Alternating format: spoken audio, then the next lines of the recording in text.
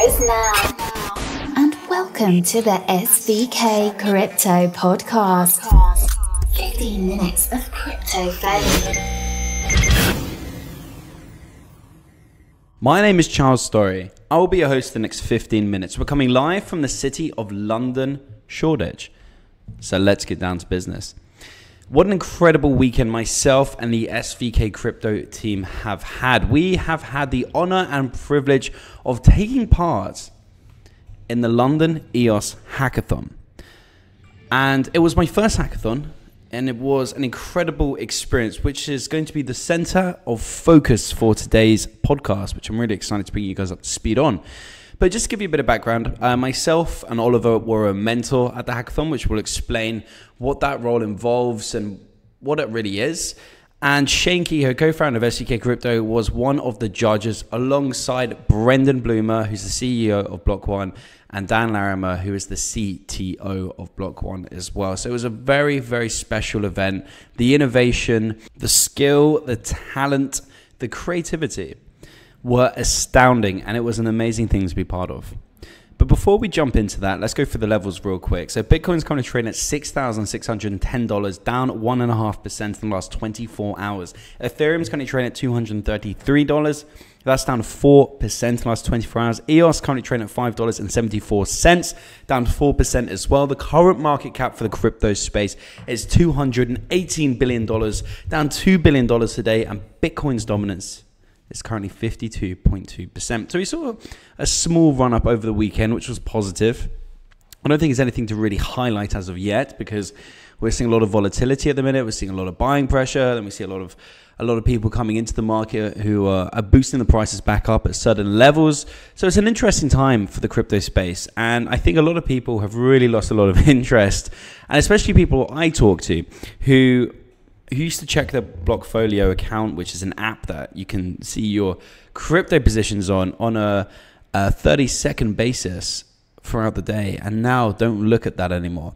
But that's okay, because this is a really great opportunity, I feel, to double down on education, double down on understanding of the space, double down on different protocols are out there. I think this is a really key moment before we have the third wave that hits us, and you're prepared, you're in position, you've built up your understanding, especially for newbies in the market as well.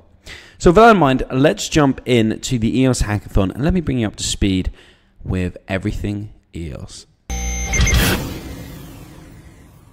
So I think it really starts on Thursday, where we had a brief meeting with the rest of the mentors and some of the Block One staff. I want to give Jay Chang a big shout out, who was in charge of all the mentors for the weekend. He did an incredible job, and he's part of the core team over there at Block One. And we were really kind of given, a few simple rules. We're there to help. We're there to add value. There's two different types of mentors. So one of the mentors, which myself and Oliver, our blockchain analyst here at SVK Crypto, were given the opportunity to do, was an entrepreneurial mentor. And I think that really kicked in, from the idea to how to pitch, so on and so forth. And the other type of mentor was a tech mentor, someone who has a deep understanding of all things relating to the underlying tech, whether they be C++, Java, whatever language they were proficient in. They had the ability to help out projects in certain situations. So the challenge, let's speak about that. That's the most important part. So the way this works is, you would, as a mentor, you'd get there very early in the morning. I think we arrived at the London Science Museum. And by the way, Block One did an incredible job of being able to obtain 2 of the floors there. And they were kitted out to the T with cool tables with the EOS logo on, at a hashtag EOS London. So they have their own hashtag rolling around. I recommend everyone checks that out on Twitter, because there's loads of cool pictures. So let me set the scene. So 7:30 a.m. on a Saturday morning, you had to be at the back entrance. This was because the museum wasn't officially open yet. And as staff, as mentors, as judges, whatever your capacity was as staff, you had to go through the back entrance, which was like a military barracks. It had a big gate, had a massive door there. So you definitely felt the place was secure pretty quickly, and you were given an armband, which basically allowed you to enter the building for the day. It was amazing to work with so many talented individuals from a range of different industries.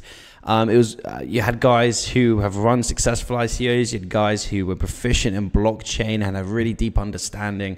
You had great coders all around the world. London did an incredible job of representing the talent and all the individuals we have here who are extremely talented. There was lots of individuals from Block One who were flown in from Virginia, where Dan is based, from Hong Kong. So it was great. We were a massive team. We were a community looking to help others.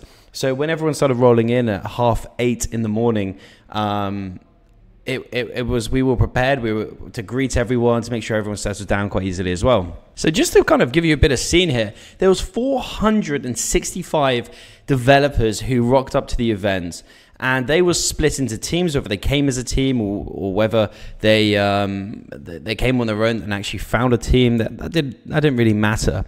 But what was really interesting was the challenge, which was data security and privacy. So here's a challenge. Blockchain has the potential to redefine the way we understand technology and its effects on a user's privacy and security. With new breaches, new regulations, and an increase in public awareness around internet privacy, now is the time to explore ways in which this new technology will impact our security or privacy in applications we use online and every day. So after this was announced, everyone ran back to their desks to start hacking at 11 a.m. By, I'd say, kind of 12, a lot of ideas were formulated. One of the ideas that caught my attention and actually did quite well in the event was GenEOS, G-E-N-E-O-S, and they were a genetic data transfer. So the idea was that, let's say Alzheimer's was the focus, which it was for this particular project. By giving or allowing your genetic data to be put onto the blockchain and then given to a research facility, you can basically understand if you're going to have Alzheimer's. You see what your probability is. Let's say if a family member has Alzheimer's, you can hand over your research that could potentially help them. And you also can submit your data to help others via a subscription model, which had a smart contract attached to any research facility that would like that, and you were incentivized to do so. So you had a reason to do so as well. That project caught my attention, and the team were on point and did a really great job. But what was really amazing is the fact that everyone got jumped in. There was tons of energy drinks. There wasn't much water, but there was tons of energy drinks, tons of coffee. And it was a very special thing to be part of. The vibe in there was electric. Everyone started coding. Everyone started kicking off. The ideas were bouncing around the room. There was a lot of different chatter occurring. And I think for someone who hasn't been there before, it was an amazing thing to witness. Everyone kind of working together, pushing forward, the innovation, the creativity around the room. I had the opportunity to talk to all the projects that I was assigned to and that were in my room, which was the flight deck, which had tons of aeroplanes strapped to the ceiling, like space rockets everywhere. And in the middle of all of that, in the midst of all of that, you had loads of devs basically hacking away and coding, which was an immense sight within itself. But there was amazing ideas. There was ideas from data protection when you go online, how to basically protect yourself. There was social media applications which had a data type theme to it. There was a new email application for them. There was a dating site that had the elements, or had blockchain technology basically there to safeguard your data. There was a dating site which was insane. There was so much creativity. There was so many different ideas. And what was really amazing was the diversity of everyone there. There was a few different girls. There were a few different block producers. There were a few different people from Australia. There were a few different people from London. There were a few different people from all over the world that came here for one reason, which was to take part. And you really felt that being in the room. Everyone was there to take part. Everyone was there to have fun. Everyone was there to have a good time. So the first day was good. It was more about idea generation, more about kind of getting the rough structure to your coding there. And they really executed on that. I think myself and Oliver left around 11 p.m. Obviously, people stayed. There was a room with tons of sleeping bags and pillows and things like that. So people crashed there overnight. Some people didn't go to sleep. So when we rocked back up 7:30 a.m. on the Sunday, you definitely felt that vibe when you see tons of energy drinks dispersed all over the room. You can see people's eyes, their pupils are red because they've been looking at a computer screen for like 12 hours straight and they haven't slept. And they were preparing for their presentations, which was great. Sunday morning when we first came in, a lot of people were wrapping up the coding, the initial idea done, the coding done. Now it was presentation time, which was a really interesting time because what I did see a lot of was great ideas, great execution in their presentation standpoint. They did lots of cool slides. They made lots of cool UI formats. So when you looked at it, it was visually very pleasing. You understood what they were doing. The code was great and simple. But then it was presenting in a lot of groups. They didn't have the picture. They didn't have someone there to present their products. And when certain individuals try to present it, who were really kind of techies, I think a lot of the creativity was lost in the communication, which our jobs were there to kind of bring that forward, to help people kind of restructure what their pitches are, to really present what they were looking to do and communicate that message with the judges. So you had the first round judges who were Block 1 tech team mixed with a few of the different judges who are going to be on later, such as Dan, Brendan, and Shane. And once I think it was 14 teams went through to the final, which were put into the IMAX. Now, the IMAX theater they had there was incredible. It's like a huge cinema, which is full to the brim with spectators, with mentors, with VC funds that were there. Everyone was there. Everyone in the EOS.io community had a presence in that room. It was a very special room to be part of.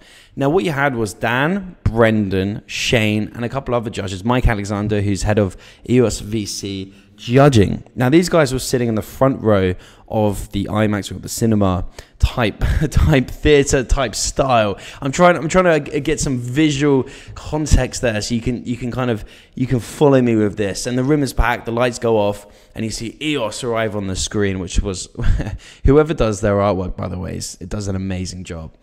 And the project started lining up and started presenting. And obviously, it's very nerve-wracking. There's probably 400 or 500 people in the audience. So these guys may not have presented before in their lives. I think everyone did an incredible job, by the way, once they got on stage, once the adrenaline started pumping to present. The winner was EOS Shield. They were a team of 2. They did a phenomenal job regarding web security. They won the $100,000 prize. Second up, we had Chestnut, which was really interesting. Chestnut provided a whitelisting service for whether it be an ICO, whether it be for your finance, but like a whitelisting service that you could basically submit information to and it would store on the blockchain. Super interesting. And third prize was On the Block, a tool for storing identities and passport information on the EOS.io blockchain. And it already had some core features of some blockchains such as Ontology and Civic, but it was not built-in features for EOS as of yet. So that was great to see that come through. But what I want to make crystal clear, this was a cold code event, which means that no one can start with any code, which means everything was created from fresh, whether that be the designs to the templates to the code itself. So that was amazing because these guys created like apps, they created websites, they created everything in a 24-hour window. Amazing things to be part of. I want to give a big shout out to Gen EOS as well, who won the best social application. They won that for the great idea they had and the execution they had behind that as well. Well, listen, if you have any further questions or queries on the hackathon, please let me know. We're really looking forward to the next hackathon, which is going to be taking place in San Francisco. And that's going to be on the 10th of November. So keep an eye out for that one. It's going to be huge. I want to thank you for your time, your attention as always. I want to thank you, the listener, for everything you've done for the SVK Crypto 15 Minutes of Crypto Fame podcast. Without you, we wouldn't be where we are today, producing daily content, doing what we do. We're here to give back. We're here to help. We're here to do everything that we can to support the crypto community out there. So let's do this. Let's make it happen. That's a wrap. And I've got to bounce. Thank you for your time and attention. And remember, as always, to join us on Telegram, SVK Crowd. Hit us up on Twitter at SVK_crypto. There's some pretty cool pictures there of myself and the team. So check that out. And you can also email myself, Storry, CSTORY, at svkcrypto.com. Let's go, let's go, let's go. That's a wrap. You've been listening listening to an SVK Crypto podcast original.